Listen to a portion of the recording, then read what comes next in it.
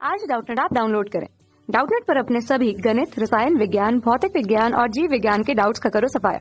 बस प्रश्न की फोटो खींचो, एक ही प्रश्न को क्रॉप करो और तुरंत वीडियो सोल्यूशन पाओ। अभी डाउनलोड करें। नमस्कार दोस्तों, दिया गया प्रश्न है विद्युत धारिता को परिभाषा लिखें और इसके व्यवहारिक मात्रक और स्थिर विद्युत मात्रक को परिभाषित करते हुए इनमें संबंध स्थापित करें। तो अगर हम बात करें दोस्तों किसी भी चालक की, तो मान लेते हैं हमारे पास में यह कोई चालक है, तो चालक पर जो आवेश की मात्रा है Q, वो कैसी होती है दोस्तों, अगर उसमें वृद्धि कर दी जाए तो जो यहाँ पर उत्पन्न चालक पर विभव है उसमें भी क्या हो जाता है, परिवर्तन हो जाता है। तो यहाँ से हम लोग कह सकते हैं कि जो आवेश होता है वह अनुक्रमानुपाती होता है किसके, V के, अर्थात जो किसी भी चालक पर उपस्थित आवेश की आवेश के मान में परिवर्तन करने से उसका जो विभव होता है वो भी कैसा होता है, परिवर्तित होता है। तो यहाँ से अगर हम लोग बोले दोस्तों, इसीलिए हम लोग लिख सकते हैं, इसीलिए अगर हम लोग Q बराबर इसे क्या लिखे, C इंटू V, इसका मतलब क्या हो जाएगा, C बराबर से क्या हो जाएगा, Q के बटे में V, जहाँ पे Q क्या है, आवेश है, और V क्या है, विभव है। तो हम लोग लिख सकते हैं इसको, आवेश की मात्रा में परिवर्तन के बटे में विभव में परिवर्तन। ठीक है, तो इससे क्या परिभाषा मिली दोस्तों हमें, विभव में परिवर्तन। तो यहां से अगर हम लोग कहे जो C हो जाएगा उसकी परिभाषा क्या हो जाएगी, इसके अनुसार किसी भी चालक की जो विद्युत धारिता होती है, ठीक है, वह क्या होती है, वह आवेश की मात्रा में परिवर्तन करने पर जब क्या हो जाता है, विभव में परिवर्तन हो जाता है, तो उसे उस चालक की क्या कहते हैं, विद्युत धारिता कहते हैं। अगर उपरोक्त दिए हुए समीकरण में मैं C इक्वल टू Q के बटे में V को यहाँ पर अगर मैं V इक्वल टू 1 कर दूं, अर्थात तो क्या हो जाएगा, C बराबर इसे क्या हो जाएगा, Q के बराबर हो जाएगा। क्यों, क्योंकि देखिए मैं इसको कुछ इस प्रकार से लिख सकती हूँ, अगर किसी चालक को क्या किया जाए, मतलब इसको अगर इस तरीके से समझे कि किसी चालक को अगर आवेश Q देने पर, ठीक है, ये आवेश Q दिया है और उसके विभव में क्या हो जाए दोस्तों, इकाई वृद्धि हो जाए, ठीक है, इकाई वृद्धि हो जाए, तो उसे क्या कहते हैं, उसे उस चालक की धारिता कहते हैं। तो यहाँ से हम लोग कह सकते हैं जो किसी भी चालक की विद्युत धारिता होती है वह आवेश के उस आंकिक मान के बराबर होती है जिसे उस चालक पर देने पर क्या हो जाए, विभव में एकांक वृद्धि कर सके। ठीक है, तो हम लोग कह सकते हैं यही हमारी विद्युत धारिता की परिभाषा थी। तो दोस्तों विद्युत धारिता का जो मात्रक होता है, ठीक है, यहाँ पर मैं लिखती हूँ कि मात्रक जो होता है SI पद्धति में इसका मात्रक होता है फैरेड। ठीक है, तो यहां से अगर मैं सूत्र के अनुसार फैरेड की बात करूं तो फैरेड बराबर से क्या हो जाएगा दोस्तों, सूत्र में क्या होता है, Q के बटे में V, तो Q को हम लोग प्रदर्शित करते हैं गुलाम से, तो हम लोग लिख सकते हैं गुलाम के बटे में वोल्ट बराबर से किसके बराबर हो जाएगा, वो फैरेड के बराबर हो जाएगा। ठीक है, तो अगर मैं इसको समीकरण क्रमांक 1 नाम ले दूं, ये किसका था, मात्रक था SI पद्धति में, और अब बात करते हैं मात्रक किसमें, CGS पद्धति में। ठीक है, तो CGS पद्धति में जो मात्रक है वो क्या हो जाएगा, वो होता है स्थैत फैरेड।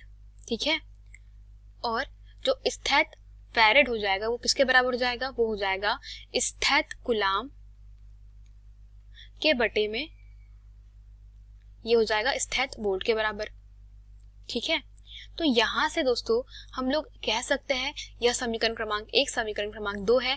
तो स्थिति जो CGS पद्धति है उसमें सारे जो मात्रक है वो कैसे मात्रक है दोस्तों, स्थिर विद्युत मात्रक कहलाते हैं। ठीक है, तो हम लोग कह सकते हैं कि जो व्यवहारिक मात्रक और स्थिर विद्युत मात्रक है दोस्तों, ये हमारे पास समीकरण क्रमांक 1 और 2 से है। और अब इसकी परिभाषा की बात करें हम लोग, तो अगर मान लीजिए कि हम लोग किसी चालक को क्या कर रहे हैं, 1 कूलाम आवेश दे रहे हैं और उसे 1 कूलाम आवेश देने के बाद 1 वोल्ट में वृद्धि हो जाए, तो उस चालक की धारिता 1 फैरेड के बराबर हो जाती है। तो यह किसका मात्रक था दोस्तों, यह धारिता के मात्रक की परिभाषा थी। ठीक है, और अगर अब स्थिर विद्युत मात्रक की परिभाषा करें तो क्या हो जाएगी। ठीक है, अगर फिर से हम किसी चालक को 1 स्थित कूलाम आवेश दे तो उसमें अगर 1 स्थित वोल्ट की वृद्धि हो जाए तो हम लोग उसे क्या कहते हैं, उसे 1 स्थित फैरेड कहते हैं। ठीक है, तो ये इसकी बेसिक परिभाषा हो जाती है दोनों ही मात्रकों की।